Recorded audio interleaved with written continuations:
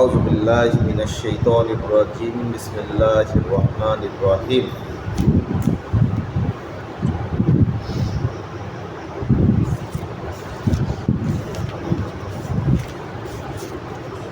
আলিফ লাম রা। কিতাবুন আনসালনাহু ইলাইকা লিতুখরিজান নাসা মিনাজ যুলুমাতি ইলান নূর। সূরাতুল ইব্রাহিম 14 নম্বর সূরা 1 নম্বর আয়াত। মহান আল্লাহ রাব্বুল আলামিনের কাছে লাখ কোটি শুকরিয়া যে আমরা আরামের ঘুম ত্যাগ করে ফজরের নামাজে জামাতের সাথে উপস্থিত হয়ে আদায় করতে পেরেছি।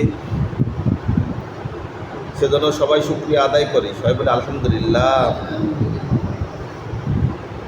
যারা রাত্রে ঘুমাতে পেরেছেন, ঘুম যে কত বড় একটা নিয়ামত আমরা কখনো চিন্তা করি না।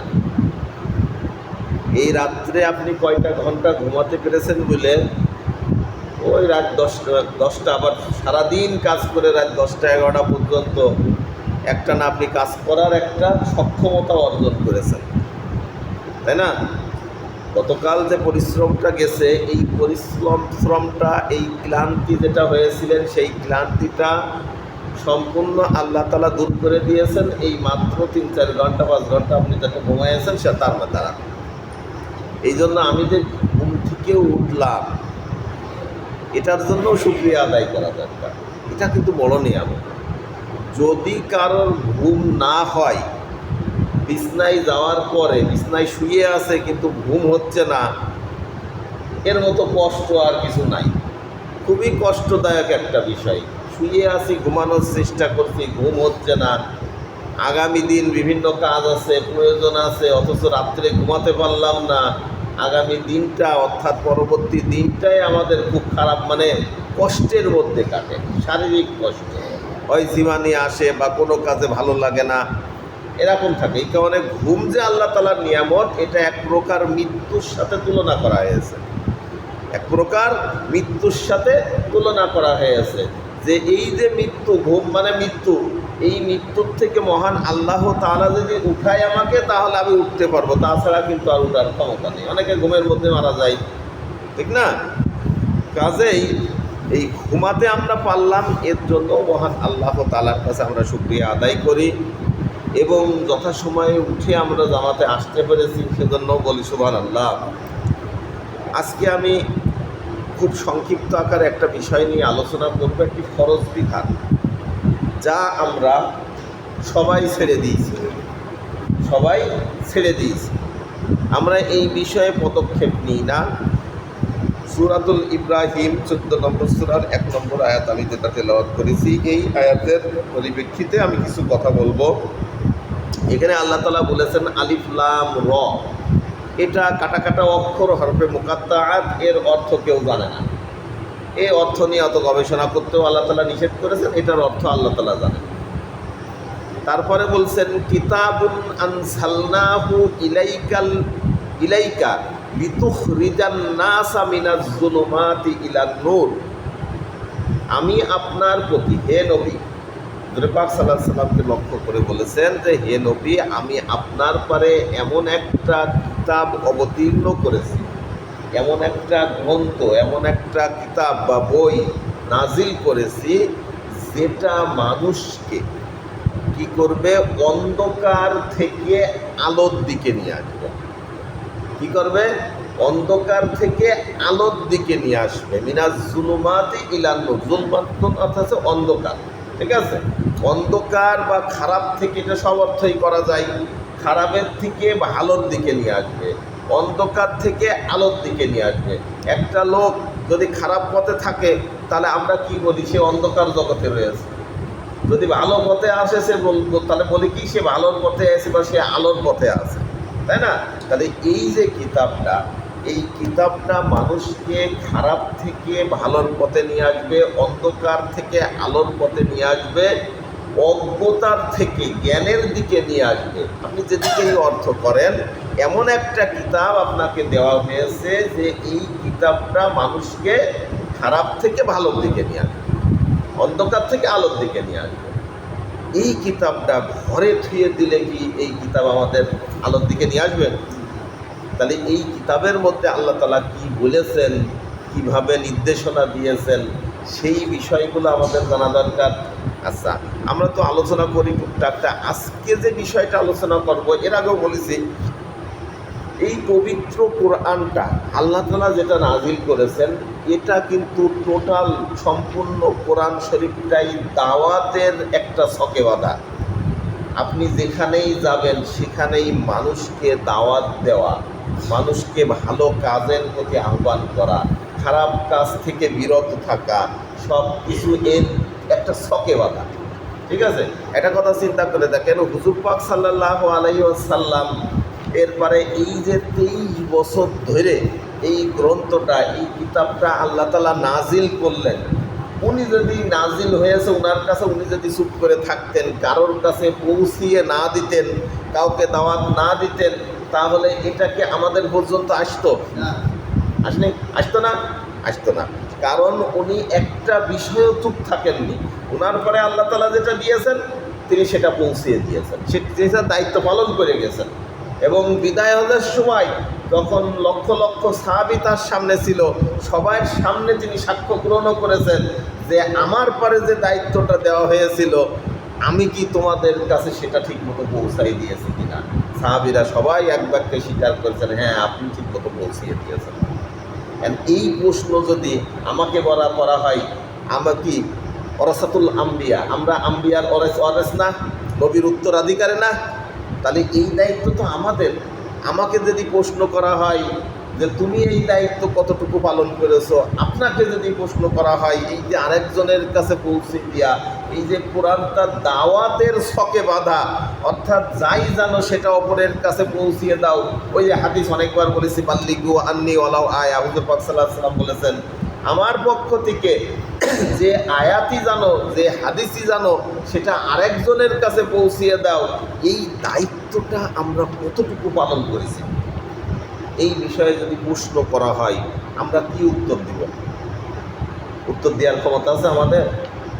অথচ আমাদের সমাজে যারা দাওয়াতি কাজ করে, সে তাবলিগি হোক, সে অন্য দলেরই হোক, যে দলেরই হোক, ইসলামের পথে যিনি ডাকছেন আমরা তাকে ঘৃণা করি, দেখলি পলাই বা বিভিন্ন রকম কথা বলি। এমন এমন মসজিদও আছে দাওয়াতি কাজের জন্য কেউ যাবে, সেই মসজিদের কমিটিরা বা এলাকার লোকজনরা সাপোর্ট করে না, দাম দেয় না বা আসতে দেয় না, বলে না আমার মসজিদে এই কাজ করা যাবে না। ঠিক আছে? কোন কাজের দিকে ডাকছে? আল্লাহর প্রতি ডাকছে। অথচ আল্লাহ তাআলা পবিত্র কোরআনে একমাত্র এই কথাই বলেছেন, তা'মুরুনা বিল মারুফ ওয়া তানহাউনা আনিল মুনকার, মানে মানুষকে তোমরা ভালোর পথে আহ্বান করো এবং খারাপ থেকে নিষেধ করো। ওই যে একটা আয়াতে বলছিলাম না যে মানুষ জাতিকে উত্তম জাতি হিসেবে বের করা হয়েছে কি জন্য? কারণ তারা মানুষকে ভালোর পথে ডাকবে এবং খারাপ থেকে নিষেধ করবে। এই জন্যই তো মানব জাতিকে সৃষ্টি করা হয়েছে, যে তারা মানুষকে ভালোর পথে ডাকবে এবং খারাপ থেকে নিষেধ করবে।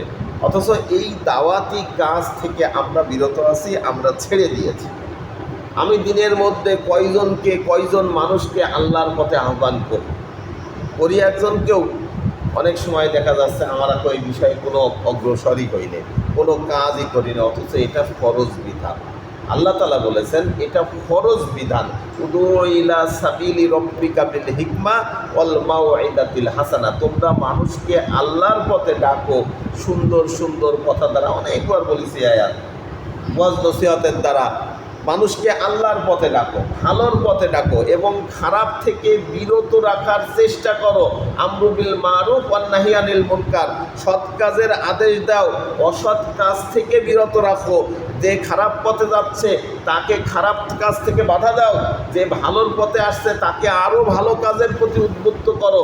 এর আগে একবার হাদিস বলছিলাম একটা, যে যেই সমাজ থেকে, হুজুর পাক সাল্লাল্লাহু আলাইহি ওয়াসাল্লাম বলেছেন যে যেই সমাজ থেকে মানুষ ভালো কাজের আদেশ দেওয়া বন্ধ করে দিবে এবং অসৎ কাজ থেকে নিষেধ করা বন্ধ করে দেবে, সেই সমাজের কোনো দোয়া, সেই সমাজ থেকে কোনো মানুষ যদি কোনো দোয়া করে তাহলে সেই দোয়া মহান আল্লাহ তাআলা কবুল করবেন না, নাউজুবিল্লাহ।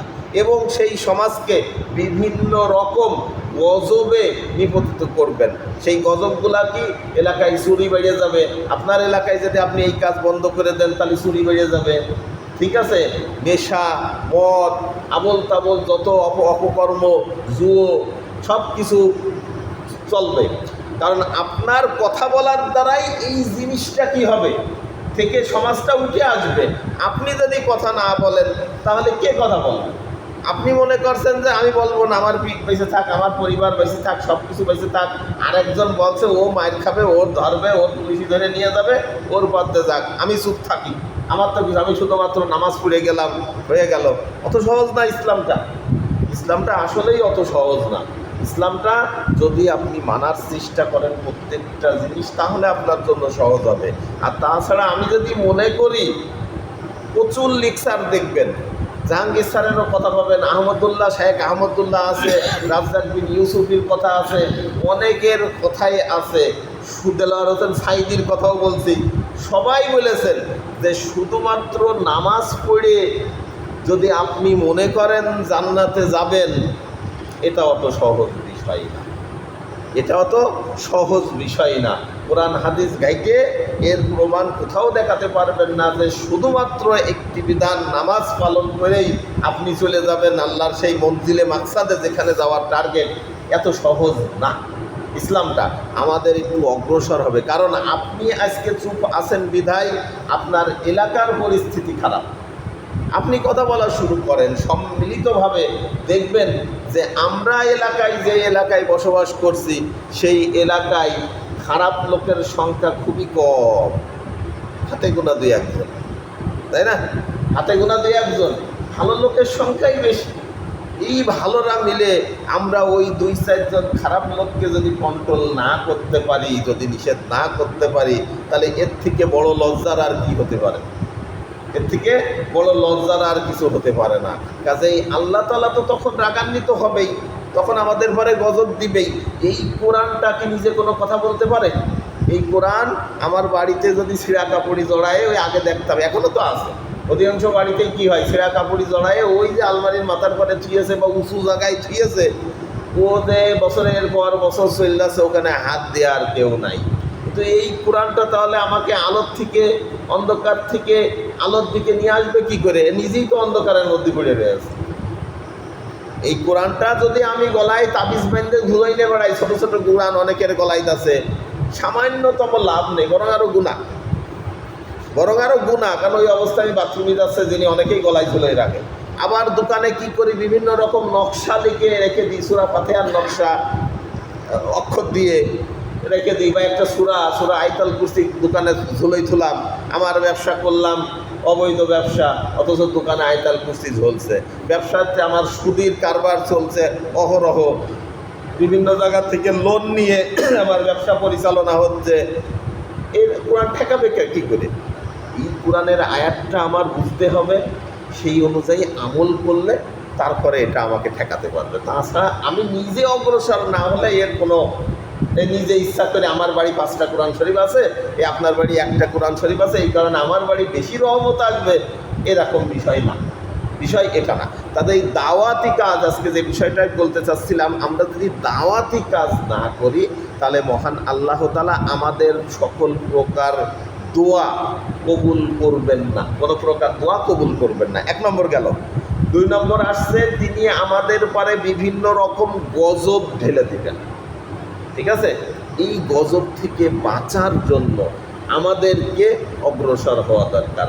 আরও আছে এই বিষয়ে, এমন অত্যাচারী শাসক নিযুক্ত করে দিবেন, যেই শাসক অত্যাচার করে একেবারে শেষ পর্যায়ে নিয়ে যাবে, যা আমাদের মাথার পরে এখন চলছে, ঠিক আছে? কারোর কোনো কথা বলার ক্ষমতা নেই, কথা বলা শুরু করেন, দেখবেন এক সময় সকল কিছু ক্লিয়ার হয়ে যাবে। আচ্ছা, যাই হোক, দাওয়াতি কাজ করলে কি হয় মহান আল্লাহ তাআলা পবিত্র কোরআনের বিভিন্ন রকম আয়াতে বিভিন্নভাবে বলেছেন। সূরাতুল ইমরানের 104 নম্বর আয়াতে আল্লাহ তাআলা বলেছেন, আল্লাহর পথে যারা দাওয়াত দেয় তারা হচ্ছে সফলতা অর্জন করে। কি করে? আল্লাহর পথে যারা দাওয়াত দেয়, যারা সৎ কাজের আদেশ দেয়, যারা ভালো কাজের আদেশ দেয় এবং অসৎ কাজ থেকে মানুষকে বিরত রাখার চেষ্টা করে এবং সর্ব অবস্থায় মানুষকে আল্লাহর পথে আহ্বান করে, তাদেরকে মহান আল্লাহ তাআলা সফলতা দান করেন। সুবহানাল্লাহ। অথচ আমরা এই কাজ ছেড়ে দিয়েছি। আচ্ছা, নেককারদের বৈশিষ্ট্য কি? তারা ভালো কাজের আদেশ দেবে এবং অসৎ কাজ থেকে মানুষকে বিরত রাখবে। অথচ আমরা এই যে নেককার হতে চাই, আমরা নামাজ পড়ে নেককার হতে চাই, অথচ আমরা ভালো কাজের আদেশ দিই না। আমরা নামাজ পড়ে ভালো হতে চাই, অথচ আমরা খারাপ কাজ থেকে, যে খারাপ কাজ করছে সেখান থেকে বিরত রাখার চেষ্টা করি না। আমাদের সমাজটা কোন দিক যাচ্ছে সেদিকে খেয়াল রাখি না, শুধু নিজেই বেঁচে গেলাম, নিজেই চলে গেলাম, নিজেই পাক্য করতে বেরোয় এসে পিঠ বাঁচায় চললাম। এইভাবে চললে তো আল্লাহ তাআলা নেককারদের বৈশিষ্ট্য এটা হয় না। ঠিক আছে? আল্লাহ তাআলা বলছেন নেককারদের বৈশিষ্ট্য কি? সূরাতুল ইমরানের 104 নম্বর ওই একই আয়াতে আল্লাহ তাআলা বলেছেন, নেককারদের বৈশিষ্ট্য হচ্ছে তারা ভালো কাজের আদেশ দেবে এবং অসৎ কাজ থেকে নিষেধ করবে, তারা মানুষকে আল্লাহর পথে ডাকবে। তারাই হচ্ছে নেককারদের বৈশিষ্ট্য। তাহলে নেককার কারা, তাদের খুঁজতে হলে এই আয়াতের সাথে মিলতে হবে। আচ্ছা, ভালো এবং মন্দ কাজের, ভালো কাজের আদেশ দেবে, মন্দ কাজ থেকে বিরত হবে, তাদের উপর আল্লাহ তাআলা রহমত ঢেলে দেয়। এটা আছে সূরাতুত তাওবার 71 নম্বর আয়াত। আমি হাফেজ না তো এই কারণে সব আয়াত বলতে পারছি না, মুখস্থ নাই। সূরাতুত তাওবার 71 নম্বর আয়াতে আল্লাহ তাআলা বলেছেন, যারা ভালো কাজের আদেশ দেবে, আল্লাহর পথে দাওয়াত দেবে মানুষকে এবং খারাপ কাজ থেকে বিরত রাখার চেষ্টা করবে, তাদের উপর আল্লাহর রহমত বর্ষিত হয়। ঠিক আছে? বোঝা গেল? কাজেই ভালো কাজের আদেশ দেওয়া কি? আবার আছে, দুনিয়াতেই জান্নাতের সুসংবাদ দিয়ে দিয়েছেন মহান আল্লাহ তাআলা। যারা নেক কাজ করে এবং যারা খারাপ কাজের থেকে বিরত থাকে এবং আরেকজনকে বিরত রাখার চেষ্টা করে, তাদেরকে আল্লাহ তাআলা জান্নাতের সুসংবাদ দিয়ে দিয়েছেন দুনিয়াতেই জান্নাতের সুসংবাদ দিয়েছেন। অথচ আমাদের সমাজে দেখা যায় যে যদি কেউ সত্যি কথা সঠিকভাবে বলার চেষ্টা করে, তাকে বিভিন্নভাবে, বিভিন্ন পন্থায়, বিভিন্ন পথ থেকে হুমকি ধামকি দিয়ে আমরা তাকে থামানোর চেষ্টা করি। আল্লাহ তাআলা বলেছেন ভালো কাজ, আর আমাদের সমাজে হয়ে গেছে সেটা খারাপ কাজ, তাই না? আমাদের সমাজে সেটা খারাপ কাজ। যে ভালো কাজ করে, ভালো কথা বলে, মানুষকে, সমাজটাকে ভালোর পথে উত্তোলন করার চেষ্টা করে, সবাই তাকে মিলে আমরা বলি, তোমার বাবু এই কথা বলার দরকারটা কি?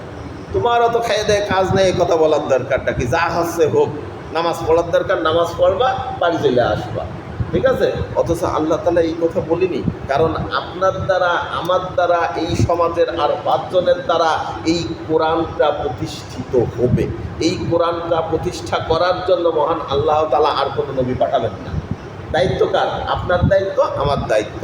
এই কোরআনটা প্রতিষ্ঠা, সমাজে এই কোরআনের দিনটা প্রতিষ্ঠা হওয়ার জন্য আল্লাহ তাআলা কোনো ফেরেশতা পাঠাবেন না, যে এই ফেরেশতা দিয়ে সব মেরে ধরে সাফ করে একজন মুসলমানকে ক্ষমতার সিংহাসনে বসাই দিয়ে আসবো। এত সহজ বিষয় না। বিষয়টা কি, পথটা আমাদেরই তৈরি করে নিতে হবে। এটা ভিন্ন অন্য কেউ করে দেবে না। কিভাবে তৈরি করতে হবে? আমাদের এরপরে চলতে হবে, দাওয়াতি কাজ করতে হবে। এই কোরআনে যেটা হক বলেছেন সেটাকে হক হিসেবে মানতে হবে, যেটা বাতিল বলেছেন সেটাকে বাতিল বলেছে বুঝে মানতে হবে। অপর আয়াতে আল্লাহ তাআলা বলেছেন, বানি ইসরাইলের এক আয়াতে, বানি ইসরাইল অকুল জা আল হক ওয়া যাহাকাল বাতিল ইন্নাল বাতিলা কানা যাহুকা, সত্য এসেছে, মিথ্যা ধ্বংস হয়েছে। এখন এই সত্যটা আপনার সামনে রয়েছে, আমার সামনে রয়েছে। এই সত্য অনুযায়ী আমি যদি কাজ না করি, তাহলে মিথ্যাটা ধ্বংস হবে কি করে? মিথ্যাটাকে ধ্বংস করার জন্য এই সত্যের পরে আমার কাজ করতে হবে, আপনার কাজ করতে হবে, সমাজের আর 5 জন 10 জনের কাজ করতে হবে, সবার কাজ করতে হবে। তাছাড়া এটা প্রতিষ্ঠিত হওয়া সম্ভব না। আর কোরআনটা প্রতিষ্ঠিত হোক এটা আমরা চাই না। এটাও যদি আমাদের মনের মধ্যে না থাকে যে এই কোরআনটা প্রতিষ্ঠিত হোক, এই কোরআনের আইন চলুক, এই কোরআনের যে বিধান দেওয়া আছে সেটা রাষ্ট্রবিধান হিসেবে কাজ করুক, এটাও যদি না থাকে, তাহলে তো জান্নাতে যাওয়ার প্রশ্নই আসছে না, মুসলমানিত্বই টিকে থাকবে না। কারণ এই কোরআনটা টোটাল দাওয়াতি ছকে বাঁধা। ঠিক আছে, সকল কিছু এই যে আল্লাহ তাআলা পাঠাতে বলে, মানে আরেকজনের কাছে পৌঁছে দিতে বলেছেন, দাওয়াত দিতে বলেছেন, এইটা যদি আমরা ছেড়ে দিই তাহলে কিন্তু আমরা আস্তে আস্তে ধ্বংসের পথে চলে যাবো, আমাদের সমাজটা নষ্ট হয়ে যাবে না। আরও কয়েকটা আয়াতে আল্লাহ তাআলা বলেছেন, আল্লাহ তাআলা রক্ষা করেন, ক্ষতি হবে না যদি কেউ এই হক কথা সঠিকভাবে সঠিক সময়ে বলতে পারে এবং খারাপ কাজ থেকে মানুষকে বিরত থাকে। সূরাতুল আসরের 1 থেকে 4 নম্বর আয়াত এটাই বলা হয়েছে। তারপরে আরও বলা হয়েছে মানুষের ক্ষতি থেকে রক্ষা করেন, কিনা এই দাওয়াতি কাজ মানুষের ক্ষতি থেকে। আমরা দেখছি ক্ষতি হচ্ছে, কিন্তু আসলে ক্ষতি না, এটা লাভ। তারপর আছে মহা প্রতিদান দিবসে মহান আল্লাহ তাআলা প্রতিদান দিবেন, কিয়ামতের দিন আল্লাহ তাআলা এর উত্তম প্রতিদান দিবেন। তারপর আছে নেক কাজ, আপনি যে ভালো কথা বলবেন, খারাপ কাজ থেকে মানুষকে বিরত রাখবেন, এটা হচ্ছে উত্তম একটা সদকা, এটা হচ্ছে উত্তম কর্ম। সূরা বাকারার 263 নম্বর আয়াত আল্লাহ তাআলা বলেছেন, আপনি যে একটা ভালো কথা বলবেন এটাও সদকা, মানুষকে খারাপ কাজ থেকে বিরত রাখার চেষ্টা করবেন এটাও সদকা, উত্তম সদকা হিসেবে বলেছেন আল্লাহ তাআলা, কোরআনের আয়াতে বলেছেন।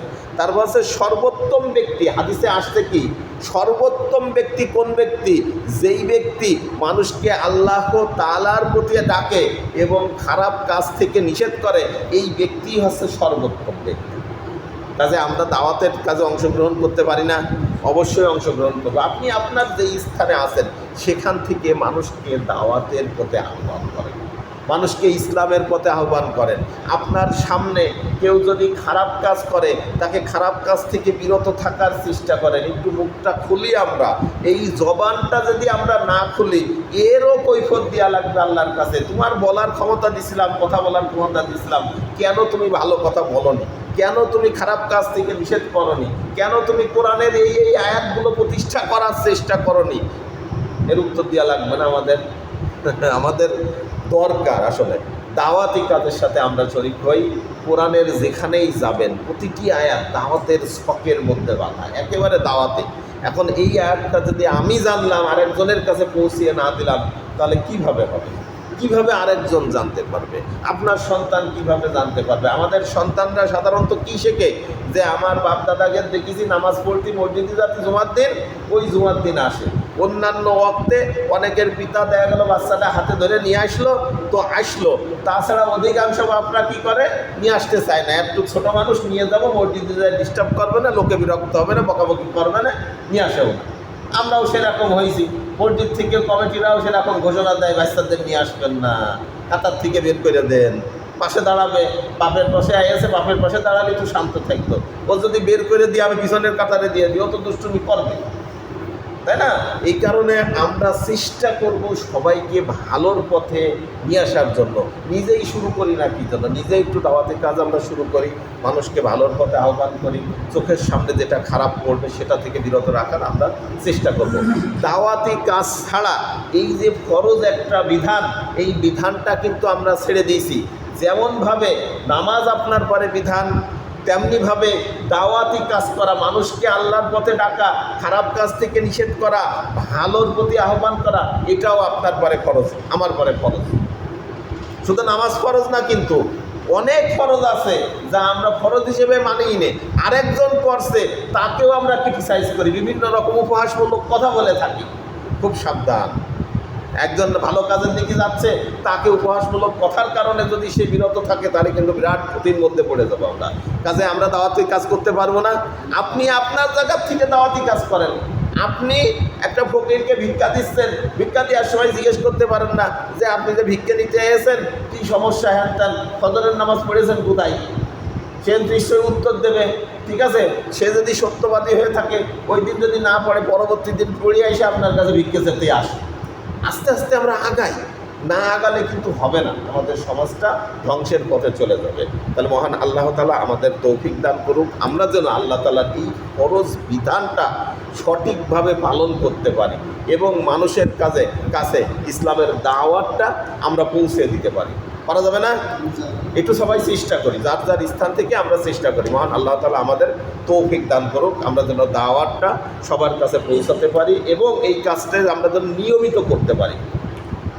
ঠিক আছে, আল্লাহ তাআলা আমাদের তৌফিক দান করুক। দুরূদ শরীফ পড়ি। আল্লাহুম্মা সাল্লি আলা মুহাম্মাদি ওয়া আলা আলি মুহাম্মাদ কামা সাল্লাইতা আলা ইব্রাহিম وعلى آل إبراهيم إنك حميد مجيد اللهم بارك على محمد وعلى آل محمد كما باركت على إبراهيم وعلى آل إبراهيم إنك حميد مجيد اللهم آمين ربنا آتنا في الدنيا حسنة وفي الآخرة حسنة وقنا عذاب النار وصلى الله على خير خلقه محمد وعلى آله وأصحابه أجمعين رب ارحمهما كما ربياني صغيرا اهدنا الصراط المستقيم হে আল্লাহ ইয়া রব্বুল আলামিন আমরা তো গুনাহগার এমন কোনো গুনাহ নেই যে করিনি আল্লাহ সকল প্রকার গুনাহ থেকে আমরা তোমার কাছে ক্ষমা চাচ্ছি আল্লাহ তুমি আমাদের গুনাহ থেকে মুক্তি দিয়ে দাও আমরা তো গুনাহ করতে ভালোবাসি আর তুমি তওবা কবুল করতে ভালোবাসো আল্লাহ ইয়া রব্বুল আলামিন তুমি তওবা কবুলকারী আমরা তোমার কাছে তওবা করছি আল্লাহ ইয়া রব্বুল আলামিন তুমি আমাদের সকল পাপ থেকে ক্ষমা করে দাও আল্লাহ ইয়া রব্বুল আলামিন তুমি আমাদেরকে মুক্তি দিয়ে দাও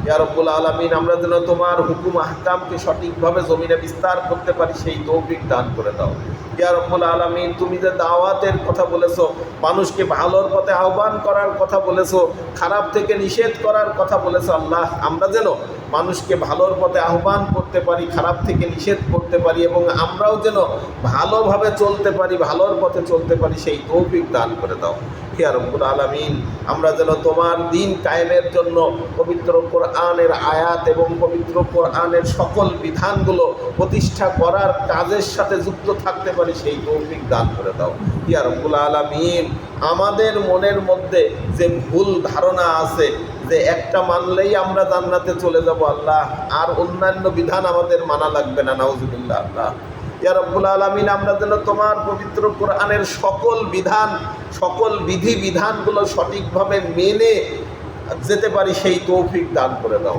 ইয়া রব্বুল আলামিন যতই বাধা আসুক যতই বিপত্তি আসুক ইয়া রব্বুল আলামিন আমরা যেন তার প্রতিবাদ করে সঠিককে হককে প্রতিষ্ঠা করতে পারি সেই তৌফিক দান করে দাও ইয়া রব্বুল আলামিন তুমি তো বলেছো সত্য এসেছে মিথ্যা ধ্বংস হয়েছে আল্লাহ অথচ এই সত্যকে প্রতিষ্ঠা করার জন্য আজ আমরা মার খাচ্ছি আল্লাহ ইয়া রব্বুল আলামিন আজ আমরা ভয় পাচ্ছি ইয়া রব্বুল আলামিন আমরা যেন সত্যকে প্রতিষ্ঠা করার কাজ করে যেতে পারি সেই তৌফিক দান করে দাও রব্বির হামহুমা কামা রব্বায়ানি সগীরা সর্বোপরি ইয়া রব্বুল আলামিন আমরা যেন সবাই দাওয়াতি কাজের সাথে যুক্ত হতে পারি সেই তৌফিক দান করে দাও যে যেখানে আছে সেখান থেকেই আমরা যেন দাওয়াতি কাজ শুরু করতে পারি সেই তৌফিক দান করে দাও যেই কথাই বলি না কেন সেটাই যেন তোমার প্রতি ইসলামের প্রতি দ্বীনের প্রতি আহ্বান হয় সেই তৌফিক দান করে দাও ربنا آتنا في الدنيا حسنة وفي الآخرة حسنة وقنا عذاب النار برحمتك يا أرحم الراحمين